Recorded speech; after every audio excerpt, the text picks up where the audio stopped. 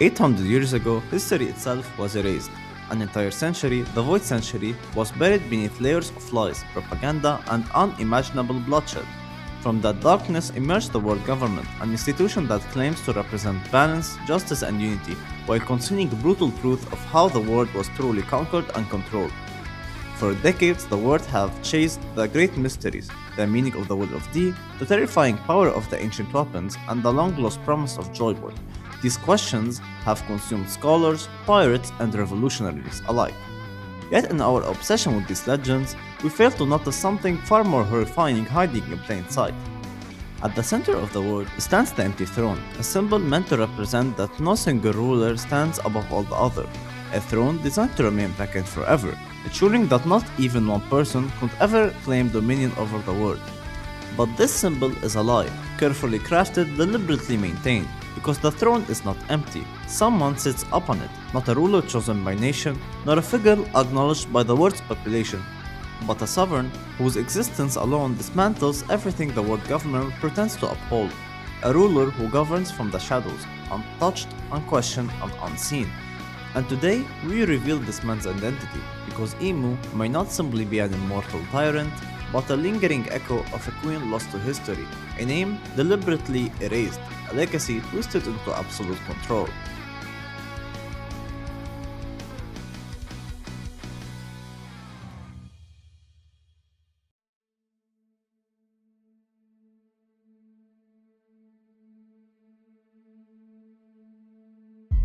To understand Imu, we must return to the end of the 4th century, the moment when world government was rebuilt on a carefully constructed lie. 800 years ago, following a war so devastating that its truth could never be allowed to survive, the world government was founded. 20 kings stood at its creators, 19 kings and a single queen who claimed victory over the ancient kingdom and vowed to prevent any power from ever ruling the world again. To symbolize this supposed equality, they established the empty throne, a sacred object meant to remain forever unoccupied, a vacant throne. No ruler would sit above the other, no king would reign supreme.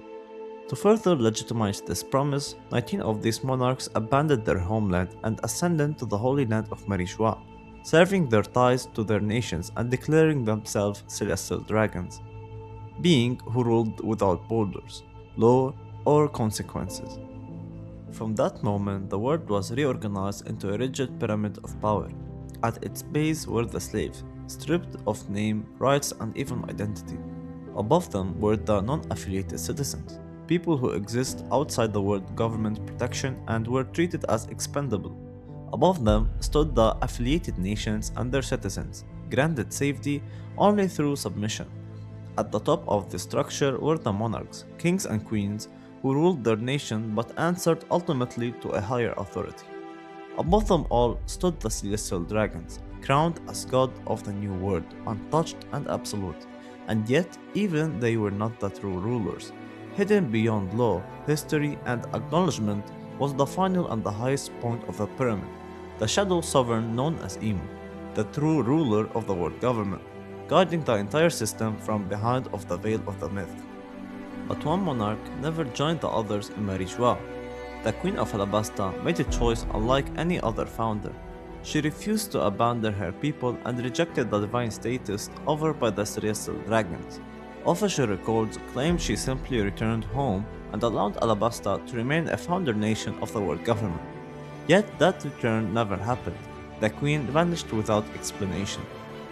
There was no grave, no public mourning, no historical closure. Her brother quietly assumed the throne, and her name slowly faded from the world's memory. The disappearance of a founding monarch should have shaken the world, yet it was treated as a minor inconvenience, something to be erased rather than explained. Her name was Nefertari Lily. According to the notes left behind by King Cobra, Lily carried the will of D. More than that, she was responsible for the single greatest act of rebellion against the newly formed world government. It was Lily who scattered the poneglyphs across the globe, ensuring that the truth of the Void Century could never be fully erased. She directly opposed the government plan to bury history forever. She vanished before facing the consequences of that betrayal, or so the world was led to believe. This is where the theory reveals its true horror. The traitor did not disappear, the traitor endured. Imu is often believed to be the one of the founding monarchs who achieved immortality through the perennial youth operation of the Opi Opi no Mi. But what if that immortality was not granted to a king, but to the queen who rebelled? What if Imu is Nefertari Lily? Lily began as a liberator, a bearer of the will of Di, who sought to preserve truth and free the world from manufactured control. But what happens when a revolutionary watches their dream fade for centuries? What happens when freedom breeds endless war, betrayal, and chaos? Over time, liberation can transform into fear, and fear into control. Lily's desire to protect the world may have evolved into belief that the world could be trusted with freedom. The will of Di became a threat that had to be exterminated. The women who once scattered the poneglyphs became the one who hunted them. And we all know that the excess of freedom in taking actions can easily be transformed into tyranny and a dictatorship. Vegapunk revealed that the greatest betrayal of the will of Di came from within the clan itself. According to his findings, one bearer of the Di witnessed centuries of conflict and concluded that freedom only led to endless destruction. Rather than trusting the world to change, this individual chose control, believing history and the will of Di had to be erased to preserve order. This decision marked the birth of the traitor of the Di clan, someone who understood its ideals completely and rejected them. This theory gains terrifying weight through bloodline. King Cobra didn't die for curiosity, he died for recognition. When he asked the five elders about Lily, Imu responded not with denial or deflection, but with execution, immediate and personal. Cobra knew too much. Princess Phoebe represents the final loose end. She is Lily's living descendant, untouched by Marijois and bound by an ancient oath to protect Alabasta's poneglyph. Her bond with Monkey D. Luffy, Joy Boy's spiritual successor, connects the past to the present in a way Imu cannot erase. If Imu truly is Lily, then the coming war is not just ideological, it's deeply personal. It is a battle between a corrupted past and a future that refuses to be controlled. This is the nature of Imu, not merely a shadowy god, but a historical figure twisted by immortality and despair. Nefertari Lily, the woman who once sought to free the world, now rules it through absolute control. The empty throne was never empty. It was waiting for the one person who understood both freedom and tyranny. The world government is not just corrupt, it's a monument to betrayal.